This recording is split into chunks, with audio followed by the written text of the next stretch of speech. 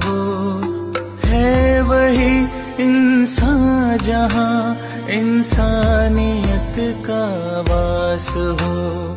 काम हो अच्छे हमारे और नीयत साफ हो, है वही इंसान जहाँ इंसानियत का वास हो, है वही इंसान जहाँ इंसानियत का वास हो। अजित पवार हे फक्त एक नाव नाहीये, ही एक भावना आहे।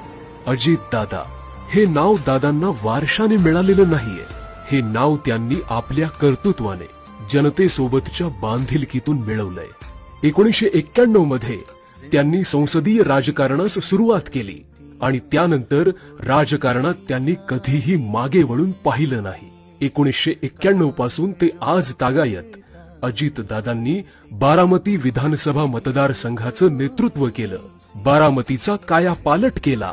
या कार्यकाळात त्यांनी 6 वेळा उपमुख्यमंत्री तर अर्थमंत्री पदाची धुरा सांभाळत असताना तब्बल 11 वेळा राज्याचा अर्थसंकल्प सादर केला। दादा नेहमी म्हणायचे, सत्ता ही सर्वसामान्य जनतेच्या हितासाठी वापरायची असते आणि त्याचप्रमाणे जनतेचे हित समोर ठेवूनच त्यांनी प्रशासनाचा कारभार चालवला। आज गाव खेड्यात झालेला विकास असो किंवा शहरांचा कायापालट, हा दादांच्या दूरदृष्टीचा जिवंत पुरावा आहे। महाराष्ट्राला प्रगतीपथावर नेण्यासाठी दादांनी विविध प्रकल्पांची पायाभरणी केली। रेल्वे, उद्योग, मेट्रो प्रकल्प, विमानतळ, रस्ते, शिक्षण यांसारख्या अनेक प्रकल्पांसाठी दादांनी हजारो कोटींचा निधी उपलब्ध करून दिला। ते केवळ आकडे नव्हते, तर त्या प्रत्येक रुपयामागे होती जबाबदारी आणि जनतेप्रती बांधिलकी।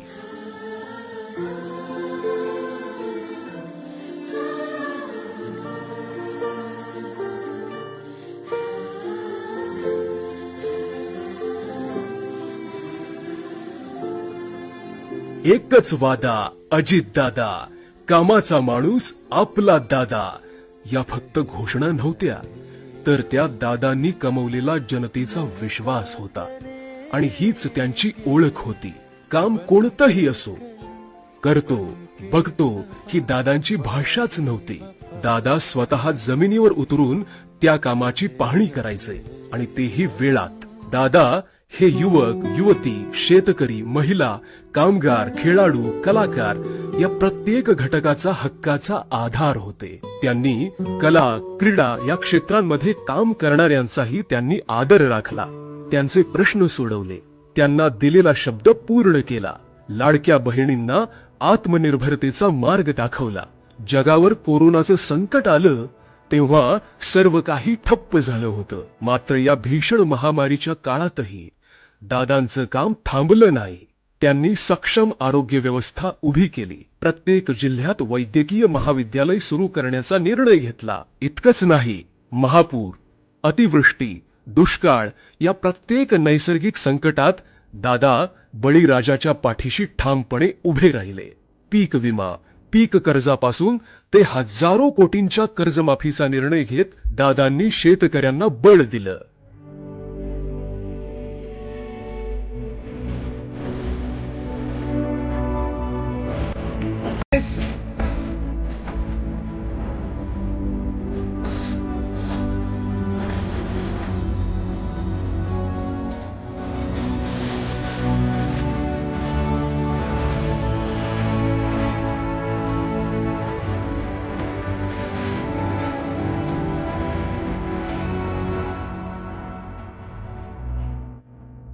विकासाचं राजकारण करताना दादांनी कधीही पक्ष पाहिला नाही, जातपात धर्म पाहिला नाही।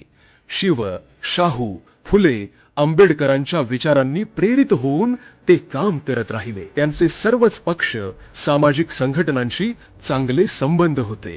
दादा हे व्यक्तिमत्वच दिलदार, प्रेमळ आणि तितकंच रोखठोक होतं। तसंच ते वेळेचे तर खूप पक्के होते। खरं तर संपूर्ण आयुष्य दादांनी जनतेचं घड्याळाकडे लक्ष वेधलं, परंतु स्वतः काम करत असताना दादांनी कधीही घड्याळाची वेळ पाहिली नाही.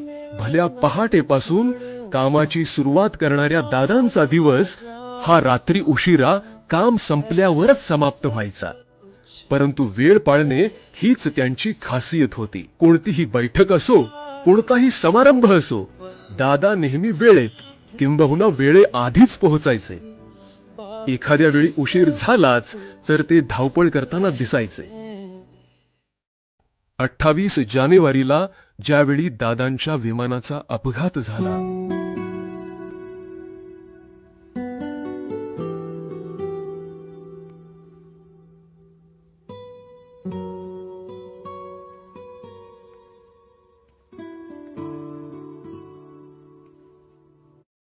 दादांचं निधन झालं, ही बातमी ऐकून त्या दिवशी जेवढं दुःख झालं, त्यानंतर आजही दादा आपल्यात नाहीत हे मन मानायलाच तयार नाहीये.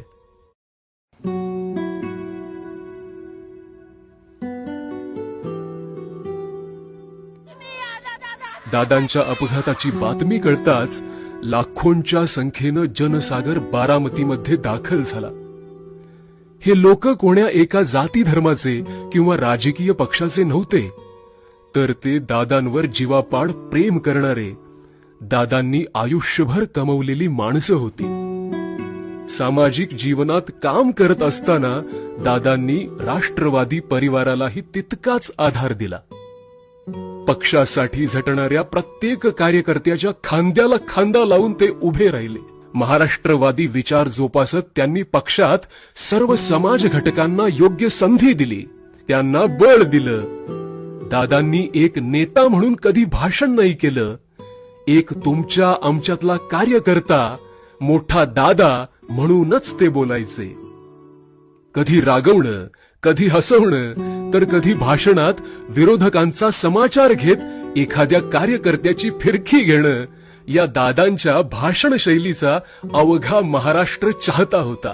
जर कधी एखादा कार्यकर्ता लव्ह यू दादा म्हणाला, तर दादा त्याला आय लव्ह यू टू म्हणून उत्तर द्यायचे. तर कधी म्हणायचे, आपल्या बायकोला जाऊन आय लव्ह यू म्हण, आधी घड्याळाचं बटन दाब. तर कधी आपल्या परिवाराचीही काळजी घेण्याचा सल्ला देणारे दादा तितकेच कुटुंबवत्सलही होते.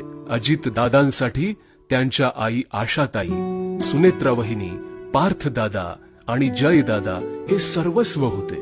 आणि तेच आता दादांचा विचार, दादांचं व्हिजन पुढे घेऊन जात आहेत. मात्र आपले दादा आज अचानक आपल्यातून निघून गेले.